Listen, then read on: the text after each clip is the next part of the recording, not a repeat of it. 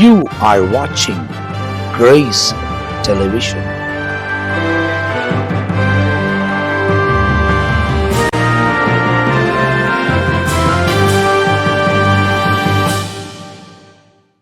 ஆண்டவரும் அருமை இரட்சகராக இயேசு கிறிஸ்துவின் நாமத்தினால் உங்கள் யாவருக்கும் என் அன்பின் வாழ்த்துக்களையும் ஸ்தோத்திரங்களையும் நான் தெரிவித்துக் கொள்கிறேன்.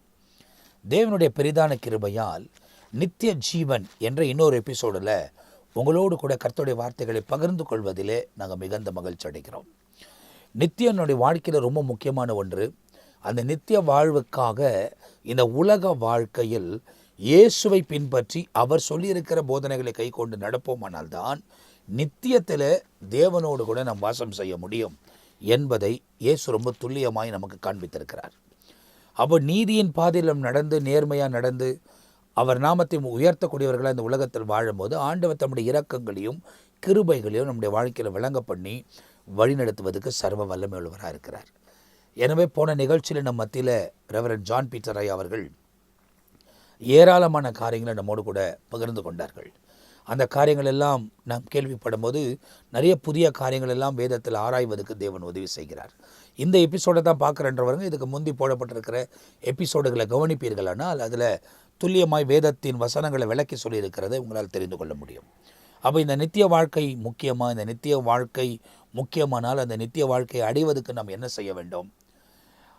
அதே நேரத்தில் மறுபக்கம் இந்த நித்திய வாழ்க்கை இழந்து போகக்கூடிய காரணங்கள் என்ன, அதுவும் நம்ம பார்க்கணும். நித்திய வாழ்க்கை இழந்து போகிறதுக்கு காரணம் என்ன? நிறைய பேர் இழந்தும் இருக்கிறாங்க, நிறைய பேர் பெற்றும் இருக்கிறாங்க. அப்போ பெறக்கூடியவர்கள் யார், இழந்து போகக்கூடியவர்கள் யார் என்பதை வேதம் 2 வகையாய் பிரித்து காண்பிக்கிறது. அப்போ ஒவ்வொரு காரியத்தையும் ரொம்ப தெளிவாய் அறிந்து கொண்டு வசனத்தின்படியே நாம் செயல்படுவோமானால் நிச்சயமாய் இந்த வசனம் நம்ம பாதைகளுக்கு தீபமாயிருந்து நாம் நித்திய வாழ்வுக்கு போகும்போது நித்தியமாய் தேவனோடு கூட வாழ்வதற்கு ஆண்டவர் இரக்கம் பாராட்டுவார். அதில் ஒரு குறிப்பிட்ட நிகழ்ச்சியில் என்னுடைய மூத்த மகன் ஒரு நிகழ்ச்சி பண்ணிட்டு வரான். அந்த நிகழ்ச்சியில் அவங்க பேசும்போது சில காரியங்களை நான் கவனித்து கேட்டபோது நித்திய ஜீவன் என்றால் என்ன, ஆக்கினி தீர்ப்பு என்ன 2 விஷயம்தான். நித்திய ஜீவனில் தேவன் படைத்தவர் நம்மளோடு இருப்பார், ஆக்கினி தீர்ப்பில் தேவன் முற்றிலுமாக இருக்க மாட்டார். இது 2 விஷயம். அப்போ தேவனோடு இருந்தோமானால் நமக்கு என்னெல்லாம் வர வேண்டுமோ அதெல்லாம் அங்கே வரும், தேவன் இல்லாத இடத்துல என்னெல்லாம் ஆகணுமோ அதெல்லாம் இங்கே ஆகும். அப்போ அந்த நித்திய வாழ்க்கை இந்த உலகத்தில் முடிவு பண்ணக்கூடிய ஒன்று. அப்போ இந்த உலக வாழ்க்கை சரியாக இருக்குமானால் அந்த நித்திய வாழ்க்கை தேவனோடு கூட நம்ம கடந்து போய் வாழ்க்க முடியும். அந்த சரி பண்ணும் அப்படின்னா, சரினா என்ன அப்படின்னா, நம்ம செய்கிற எல்லா காரியத்தையும் நீதியான வழியில் செய்யணும், நேர்மையான வழியில் செய்யணும். லேட் ஆகலாம், தாமதிக்கலாம், ஆனால் தேவன் அவைகளை நிச்சயமாய் செய்து முடிப்பார். அவரை சார்ந்து வாழும்போது ஆண்டவர் தம்முடைய இரக்கங்களை விளங்க பண்ணுவார். இப்போ நம்ம மத்தியில் இந்த நிகழ்ச்சியிலும் ரெவரண்ட் ஜான் பீட்டர் அவர்கள் இருக்கிறாங்க. Praise the Lord pastor. போன 2 எபிசோடுகளை நீங்கள் பேசும்போது ரொம்ப சில வசனங்கள் எல்லாம் நாம் மீண்டுமாய் படித்து பார்ப்பதற்கும் சில காரியங்களில் தெளிவுபடுவதற்கும் தேவன் உதவி செய்தார். இப்போ இந்த நித்திய ஜீவன் நிகழ்ச்சியில் 2 எபிசோடுகள் உங்களை வைத்து தொடர்ச்சியாக நாங்கள் பார்த்துக்கிட்டு வரோம். அதில் ஏன் முக்கியம் 1. 2வது, நான் இப்போது இந்த நிகழ்ச்சியில் உங்களை கேட்க போகிற கேள்வி என்னென்னா, இதில் மறுபக்கம் யார் அடையாமல் போவார்கள்? ஒன்று, நித்திய ஜீவனை பெற வேண்டுமானால் தேவனுடைய வசனங்களை கை கொண்டு நடக்கணும். கை கொள்ளாத போகிறார்கள் அப்படின்னாக்கா அவங்க என்னெல்லாம் செஞ்சால் இதை கை கொள்ளாமல் போவாங்க? விசேஷமாக நித்திய ஜீவனை அனைவரும் பெற வேண்டும். பூமியில் இருக்கும்போது ஒரு மனுஷன் எப்படி வாழுறாங்களோ அதை பொறுத்து தான் எங்கே போக முடியுங்கிற தீர்மானம். யார் அங்கே போக முடியும், யார் போக முடியாது. பைபிளில் நிறைய ஆதாரங்கள் இருக்கிறது. குறிப்பாக தேவனுக்கு பயம், தேவனுக்கு பயப்படுற பயம் யாருக்கு இல்லையோ அவங்க கண்டிப்பாக நித்திய ஜீவனை சுதந்திரிக்க மாட்டாங்க. சரிங்க. ஆனால் தேவனுக்கு பயந்து வாழ வேண்டும். அதான் இப்போ சொல்கிறேங்க பாஸ்டர், தேவனுக்கு பயப்படுகிற பயம் என்றால் என்ன? தேவனுக்கு பயம்னா தேவன் ஒருவர் எல்லாத்தையும், ஒரு வசனம் நான் சொல்கிறேன். மத்தேயு 10ஆம் அதிகாரம் 28ஆம் வசனம். ஆத்துமாவை கொல்ல வல்லவர்களாயிராமல் சரீரத்தை மாத்திரம் கொள்ளுகிறவர்களுக்கு நீங்கள் பயப்பட வேண்டாம். அப்படின்னா மனுஷனுக்கு பயப்படாதீங்க கண்டிப்பா. அப்படின்னு சொல்றாரு. ம். மனுஷனுக்கு பயப்படுறவன் தெய்வீகத்தை இழந்துருவான். ம். அப்ப யாருக்கு பயப்படணும்? ம். யாருக்கு பயப்படணும்? ம். அடுத்த வார்த்தை சொல்லுது, ஆத்துமாவையும் சரீரத்தையும் நரகத்திலே அழிக்க வல்லவருக்கே பயப்பட வேண்டும். ஆமா.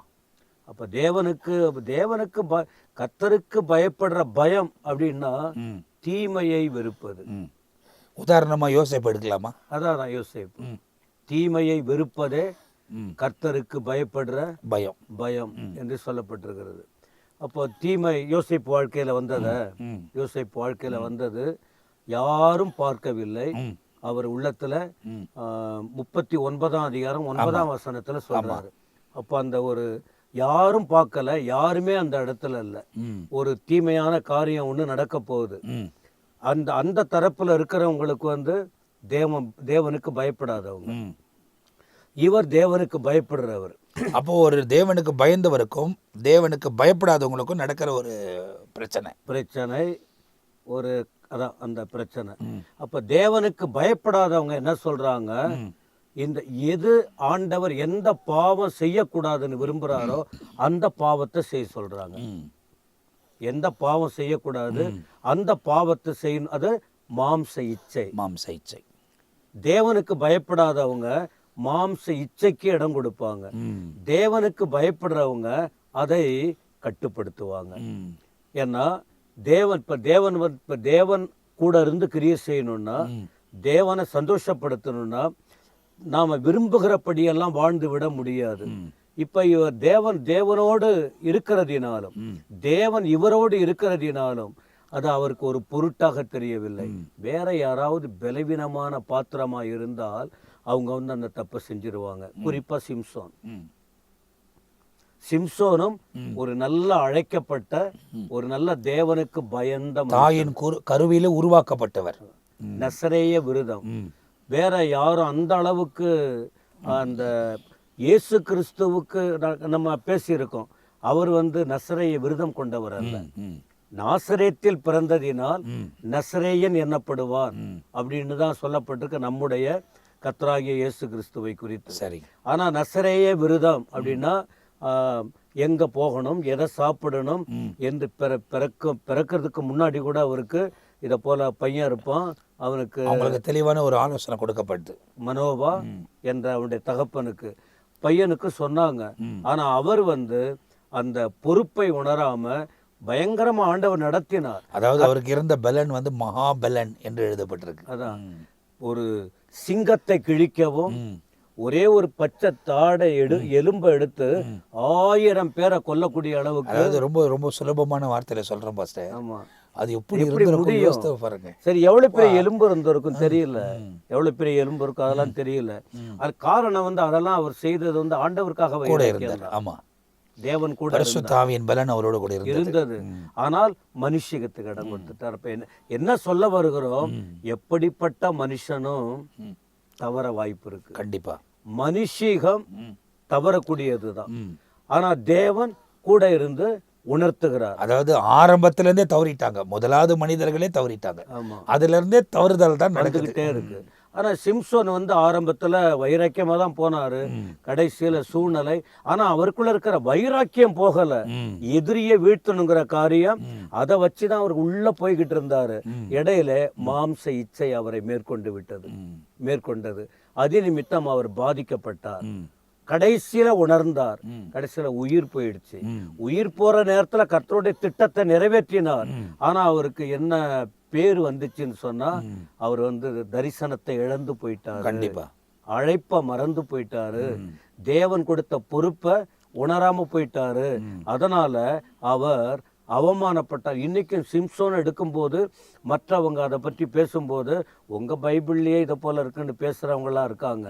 ஆனா சொல்லுவாங்க தான், என்ன செய்யறது. அப்ப அந்த தேவனுக்கு பயப்படுற பயத்தோடு இருக்கிறவங்க அதை தவிர்த்திருந்தால் நல்லா இருந்திருக்கும். அது யோசேப்பு செய்யறாரு. அத அப்போ கர்த்தருடைய நாமம் தூஷிக்கிற அளவுக்கு இவருடைய பெயர் வந்தது. எல்லாம் சத்துருக்கெல்லாம் சிரிக்க ஆரம்பிச்சாங்க. ஆமா. அது எதை சுட்டி காட்டுன்னு சொன்னால், மனிதன் தவறுகிறவன். எந்த மனிதனும் எவ்வளவு பெரிய பலசாலியும் கண்டிப்பா எவ்வளவு ஞானம் படைத்தவனும், அதனால்தான் என்னை போல நம்மை போல உள்ளவங்க யாரையும் அவ்வளவு ஈஸியா தீர்ப்பு வழங்குவதில்லை. யாரையும். மனுஷன் பலவீனம். ஆனா உஷாரா இருக்கணும், ஜாக்கிரதையா இருக்கணும், ஆண்டவருக்காக இருக்கணும். ஜெபித்து வசனத்தை படித்து ஆண்டவரோடு இருக்கிறவங்க இதனால பின் விளைவு கஷ்டமாயிடுமே என்று யோசித்து செயல்படுறவங்க, தேவனுக்கு பயப்படுறவங்க, அப்படிப்பட்ட அந்த ஒரு காரியம் மட்டுமல்ல, மற்ற காரியத்துல கூட ஜாக்கிரதையா இருக்க முடியும். அதுல சிலர் விழுந்துடுறாங்க. அதுல அந்த சிம்சோன். ஆனா அடுத்த கட்ட யோசேப்பு பார்க்கும்போது இதே சோதனைகள் அவருக்கு வந்தது. ஆனா அந்த சோதனையிலே அவர் ஜெயம் கண்டார். ஏன்னா அந்த யோசேப்பு அதனால அவமானத்தை சந்தித்தார். அவமானம் வந்தது, ஜெயிலுக்கு போக வேண்டியது வந்தது. ஆனாலும் தேவன் கூடவே இருந்து பாருங்க. இப்போ சிம்சோன் வாழ்க்கையில் கண் பிடுங்கப்பட்டு அவமானப்பட்டு அப்படியெல்லாம் ஆனாலும் தேவனுக்கு பயந்து உத்தமமாக வாழ்ந்ததுனால அந்த யோசேப்பு கீழே போகலை. ஆமாம், கீழே போகலை. அவர் மரிக்கிறவரை. அதான் அவருடைய வாழ்வு பாருங்க, அப்படியே மேலே மேலே மேலே மேலே. எத்தனையோ குற்றச்சாட்டு வந்த வீண் பழி தான் வந்தது. தேவனுக்கு பயப்படுறவங்களுக்கு வீண் பழி வரும். தேவனுக்கு பயந்து கர்த்தருக்காக வாடுறவங்கள எவ்வளவு கேவலமா பேசுவாங்க. ஆனா யார் கேவலமா பேசுறாங்களோ, யார் வீண் பழி சாட்டுகிறார்களோ அவர்களுக்கு முன்பாக, ஏன்னா தேவனுக்கு பயந்ததினால் தேவன் அவரை, கர்த்தருக்கு பயப்படுறவங்க என்ன செய்வாங்க, உயர்ந்த அடைக்கலத்தில் வைக்கப்படுவாங்க. உயர்ந்த அடைக்கலத்துல. அப்ப இவர் கர்த்தருக்கு பயந்ததினால் இன்று வரைக்கும் அவரை பற்றி பேசுற அளவுக்கு வாழ்ந்தால் ஒரு வாலிபன் யோசேப்பு போல வாழ வேண்டும் என்கிற ஒரு சாட்சியான வாழ்க்கையை ஆண்டவர் வேதத்தில் எழுதியிருக்கிறார். அப்போ தேவனுக்கு பயப்படுற பயம் என்ன? தீமையை விட்டு விலகுவது, தீமையை விட்டு விலகி வாழ்வது. இவைகள் எல்லாம் உலகத்துல தீமையோ நமக்கு தெரியும் பாஸ்டர், ஒவ்வொரு மனுஷனுக்கும் தெரியும், நல்லா தெரியும். இது தப்புன்றது தெரியும், அந்த உணர்வு இருக்கும். ஆனாலும் அந்த தப்பை செய்யணுன்ற ஒரு துணிகரமும் அவங்களோட கூட இருக்கும். அதெல்லாம் விட்டு விலகினாதான் நம்ம முன்னேறி கடந்து போக முடியும். தேவனுக்கு பயப்படுற பயம் அப்படின்னு வரும்போது யாத்திராகமம் 1ஆம் அதிகாரத்தில் நீங்க பார்க்க முடியும். மருத்துவச்சிகள் அவங்கள குறித்து நாம கூட இப்ப இந்த தேவனுக்கு பயப்படுற பயம் என்ன அப்படின்னு நீங்க கேட்டதுனால இந்த வார்த்தைகளை உங்களுக்கு நான் குறிப்பிடுகிறேன். ஒரு வசனம் இருக்கிறது பாருங்கள். ராஜா சொல்றாரு அந்த இடத்துல, யோசேப்பை அறியாத யோசேப்பு கர்த்தருக்கு பயந்தவர், ஆனா யோசேப்பு வாழ்க்கை முடியுது. யாத்திராகமம் முதல் அதிகாரத்துல அங்க ஒரு 17ஆம் வசனம் பாருங்க. மருத்துவச்சிகளோ தேவனுக்கு பயந்ததினால் எகிப்தின் ராஜா தங்களுக்கு இட்ட கட்டளைப்படி செய்யாமல் ஆண் பிள்ளையையும் உயிரோடே காப்பாற்றினார். இப்ப தேவனுக்கு பயந்தவங்க என்ன செய்வாங்க, தப்புன்னு தெரிஞ்ச பிறகு அதை ஆளுகையில் இருந்தாலும் பணம் சம்பாதிக்கிற விஷயமா இருந்தா கூட அந்த இடத்துல என்ன செய்வாங்க, நீதி தான் முக்கியம். இப்ப ராஜா கட்டளை கொடுக்கிறார், ஆண் பிள்ளைகள் எல்லாரையும் கொலை செய்யணும்னு, ஆண் பிள்ளைகளை கொலை செய்யணும் என்று சொல்லி. ஏன்னா யோசேப்பு இருக்கிற வரைக்கும் பார்வோன் அந்த யோசேப்போடு கர்த்தர் இருந்ததினாலும் யோசேப்பை கர்த்தர் உயர்த்தி வைத்ததினாலும் அந்த ராஜா பயந்திருந்தான். அந்த ராஜா இப்ப இவர் யோசேப்புக்கு பிறகு புதிய ராஜா வந்தார். புதிய ராஜா வந்த பிறகு, அதாவது யோசேப்பின் காலங்கள் முடிந்து அவர் நித்திரை அடைந்த பிறகு இவர்களை குறித்து அறியாத ஒரு ராஜா வந்தான். புதிய ராஜா வந்தான் என்பதாக 8ஆம் வசனத்துல பார்க்கிற. யோசேப்பை அறியாத புதிய ராஜன் ஒருவன் எகிப்தில் தோன்றினான். அந்த நேரத்துல இஸ்ரவேல் ஜனங்கள் அங்க இருக்கிறவங்களை விட பலத்து பெரிய அளவுல வளர்ந்துகிட்டு இருக்காங்க. ஏன்னா தேவ நோக்கம் அதுதானே. சாத்தா எப்பவுமே தேவனுக்கு பயந்தவங்க மேல ஒரு குறி வச்சுக்கிட்டே இருப்பான். என்ன, அவர்களை எந்த விதத்தில் தள்ளி விடணும், வளர விடக்கூடாது, ஒடுக்கணும், பயமுறுத்தணும், பயத்துக்குள்ளேயே வைக்கணும் அப்படிங்கிற காரியத்தை தான் செய்வான். அப்போ அந்த காரியத்தை அதுக்கு கீழே அவங்கள வேலையில ஒடுக்குனாங்க. ஒடுக்கும்போது அவ்வளவாய் பெருகிறாங்க. அந்த ராஜா ஆளுகை என்ன செய்து ஒடுக்குது, இவங்க அவ்வளவா பெருகிறாங்க. கொடுமையாக வேலை வாங்குறாங்க, ஜீவனை ஆக்குறாங்க, கொடுமையாய் நடத்தினாங்க. அந்த நேரத்தில் தான் அந்த மருத்துவச்சிகள் அதை பார்த்துக்கிட்டே இருக்காங்க. பார்த்துக்கிட்டு ராஜா கட்டளை கொடுக்கிறார், இந்த எபிரேய அந்த பிள்ளைகளை நீங்கள் பிறக்கும் போதே அவர்கள் ஆண் பிள்ளைகளை கொன்று போடணும்னு. ஆனால் இந்த மருத்துவச்சிகளுக்கு மனசாட்சி இருந்தது. மனசாட்சி ஒருவேளை அந்த மருத்துவச்சிங்க தேவனை அறியக்கூடியவர்களாக இருக்கும். அதனால தான் தேவ பயம், தேவனுக்கு பயந்ததினால். அப்போது இந்த வசனத்தை வாசிக்கும் போது பாஸ்டர், இப்போது நீங்கள் இந்த கோணத்தில் கொண்டு போகும்போது தான் இதுக்கான வெளிப்பாடு இந்த பார்க்குறேன் நான். அப்போது மோசே மாத்திரம் இல்லை, மோசேவோடு கூட சேர்ந்து நிறைய பேரை காப்பாற்றிருக்கிறாங்க. ஆமாம். இப்போ மோசே மாத்திரம் நமக்கு பைபிளில் சொல்லப்பட்டிருக்கிறார், அதனால் அவர் வாழ்க்கையை நம்ம வேறு பிரித்து பார்க்கிறோம். ஆனால் அந்த நாட்களில் அப்படி கொல்லப்படாத ஏராளமானவர்கள் இருக்கிறார்கள் எல்லாம். ஆமாம், அங்கே வசனம் தெளிவாக சொல்லுது, ஆண் பிள்ளையானால் கொன்று போடுங்கள். ஏன்னா மோசேங்கிற வார்த்தை அந்த இடத்துல சொல்லல. ஆமா, ஆண் பிள்ளையானால் கொன்று போடுங்கள், பெண் பிள்ளையானால் உயிரோட இருக்கட்டும். மருத்துவச்சிகளோ தேவனுக்கு பயந்ததினால் எகிப்தின் ராஜா தங்களுக்கு இட்ட கட்டளையின்படி செய்யாமல் ஆண் பிள்ளையை அப்படின்னு இல்லை. அப்போ ஆண் பிள்ளைனா எந்த பிள்ளை? மோசேன்னு தெரியும். ஆண் பிள்ளை, ஆண் பிள்ளைகளையும் உயிரோடே காப்பாற்றினாள். அந்த சந்ததி ஆண் பிள்ளைகளையும் உயிரோட காப்பாற்றினாள். அதனால் அப்புறம் ராஜா கூப்பிடுறாரு, என்ன இதை போல செஞ்சேன்னு.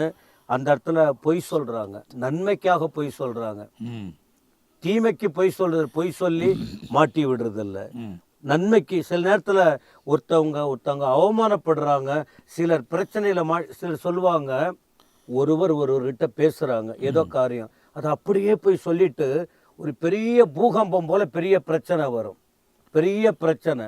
சிலர் சொல்லுவாங்க, நான் இந்த இடத்துல தப்பு தான் செஞ்சேன், ஆனால் இது நன்மைக்கு எதுவானது, இதனால எந்த ஆத்மாவும் பாதிக்க போறது இல்லை.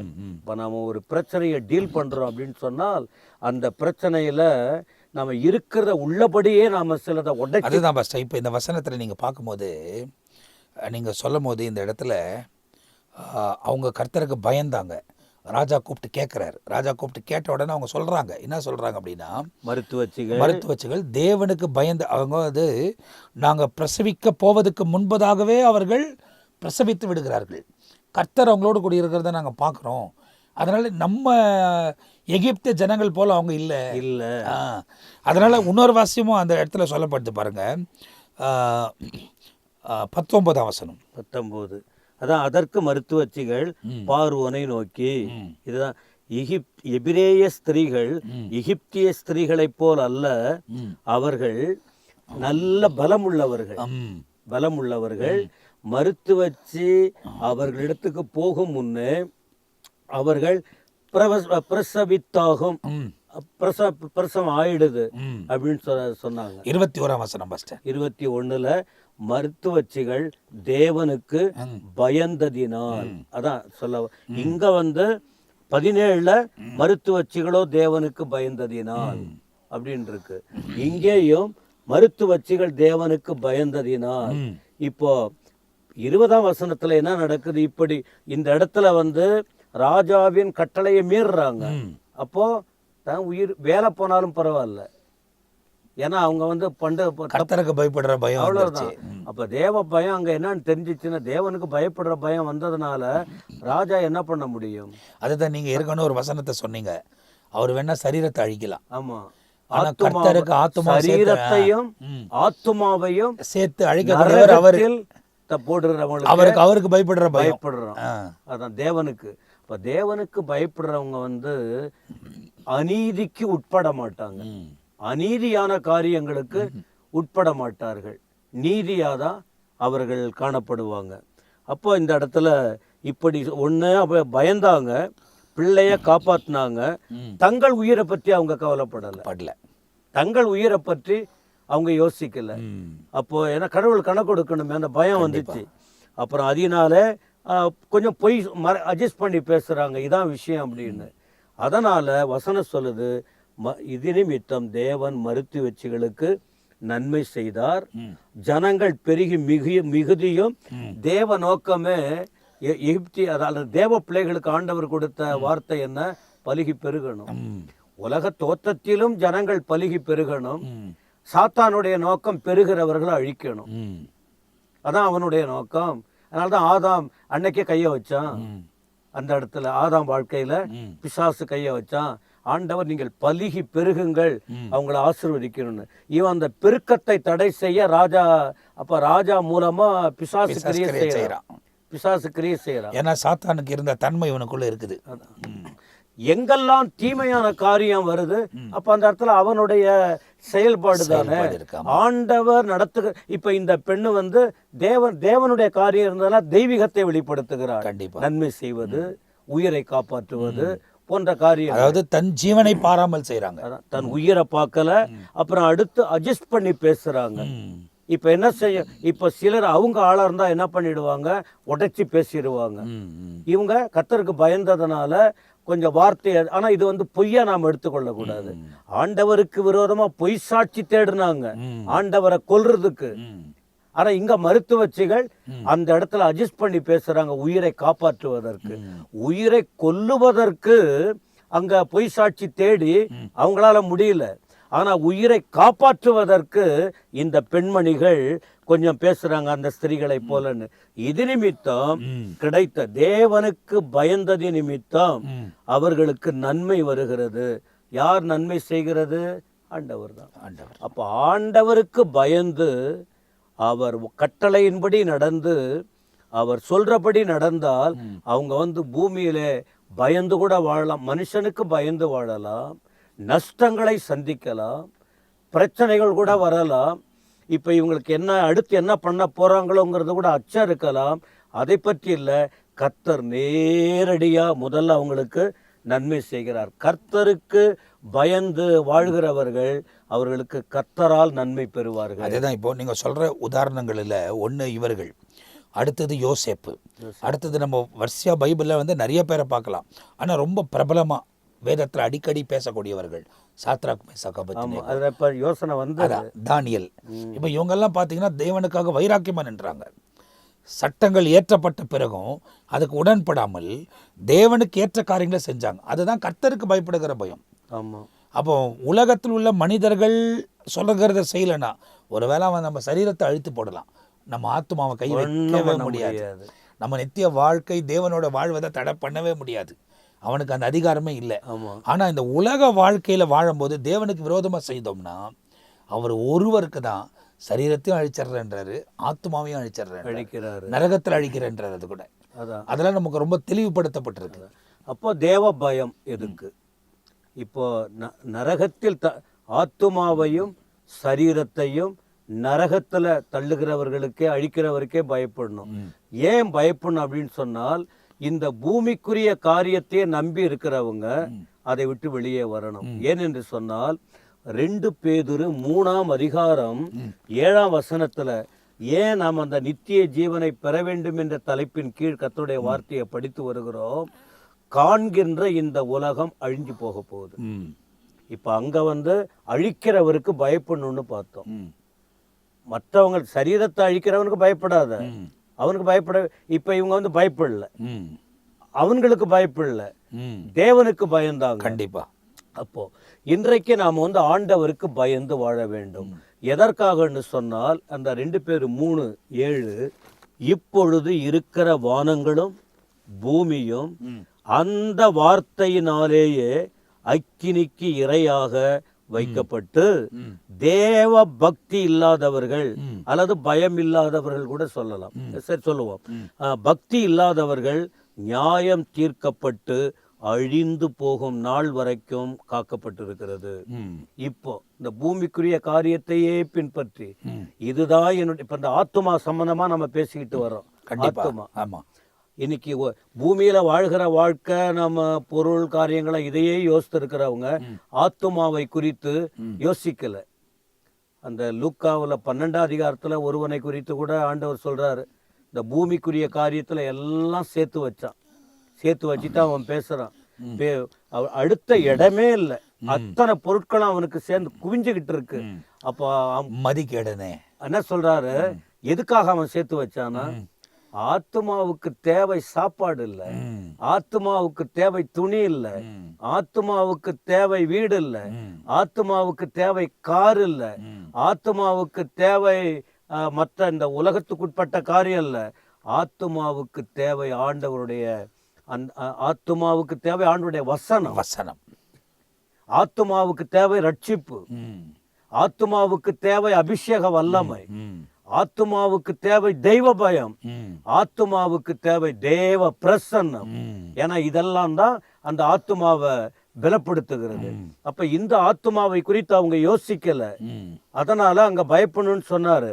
அப்ப இந்த இடத்துல என்ன சொல்றாருன்னா, இப்ப இந்த உலகம் அந்த அவனை பார்த்து சொன்னாரு, நீ எல்லாம் சேர்த்து வச்சிருக்கிறியே, இன்னைக்கு ராத்திரி நீ போயிட்டா உன் சரீரம் ஒரு பக்கம் போயிட போகுது, ஆத்மா ஒரு பக்கம் போயிட போகுது. ஆனா நீ இது வரைக்கும் நீ ஒரு 70 வயசு நீ வாழுறன்னு வைத்துக் கொள்ளுங்கள். இந்த 70 வருஷமா நீ சம்பாதித்து வைத்தது அழியாத ஜீவனுக்கு போகக்கூடிய இந்த விலையேறப்பெற்ற ஆத்துமாவுக்காக நீ முயற்சி பண்ணல. நீ இது வரைக்கும் கஷ்டப்பட்டு சம்பாதித்து உன் வேர்வை உன் வாழ்நாள் முழுவதும் நீ உன்னுடைய நாட்களை செலவழித்தது இந்த அழிந்து போகிற சரீரத்துக்கு. நீ போன பிறகு அது ஒரு துளி கூட உனக்கு பிரயோஜனம் இல்லை. அதனால இந்த ஆத்மாவை குறித்த கரிசனை உனக்கு வரட்டும். ஏன் இந்த பூமி காண்கின்ற உலகம் அழிந்து போய்விடும். அதுக்கு ஆதாரம் தான் இப்பொழுது பார்க்கிற வானம் பூமி அந்த வார்த்தையினாலே அக்கினிக்கு இரையாக வைக்கப்பட்டிருக்கிறது. உலகம் அழிய போகிறது அக்கினிக்கு இரையாக.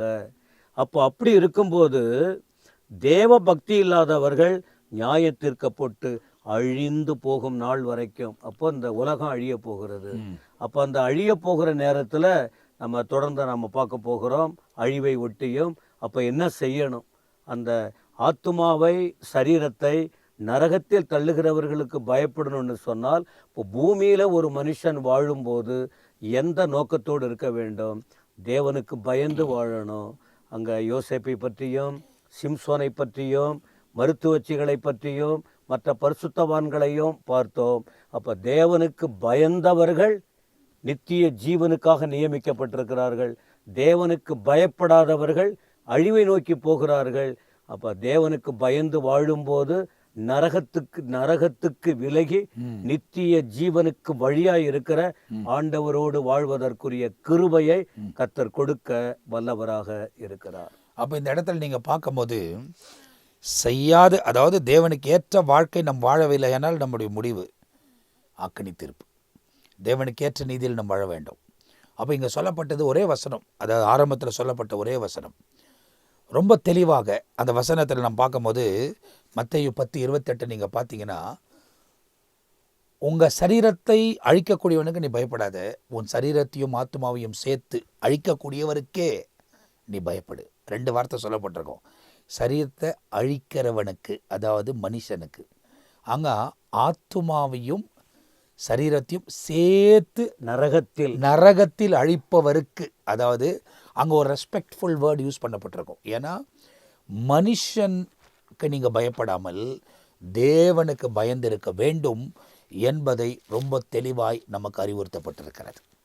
அப்போ நீங்கள் பார்த்தீங்கன்னா அந்த எகிப்து தேசத்தில் அந்த யாத்ராகமத்தில் சொல்லப்பட்டபடி அங்கே உள்ள அந்த இப்போ காலத்தில் நர்ஸுங்கன்னு சொல்லுவோம், அப்படி அவர்கள் இருந்தாங்க.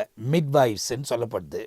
அவர்கள் எல்லாம் கர்த்தருக்கு பயந்ததினாலே ஆண் பிள்ளைகளை ராஜாவின் கட்டளைக்கு மீறி காப்பாற்றினார்கள். அப்படி தான் மோசே தப்பு வைக்கப்படுகிறார்.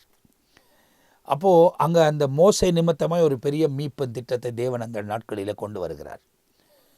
அப்போ அவங்க தேவனுக்கு பயந்து வாழ்ந்ததினால கர்த்தர் அதுக்கான பிரதிபலனை அவங்க வாழ்க்கையில் விளங்க பண்ணியிருப்பார் நிச்சயமாக.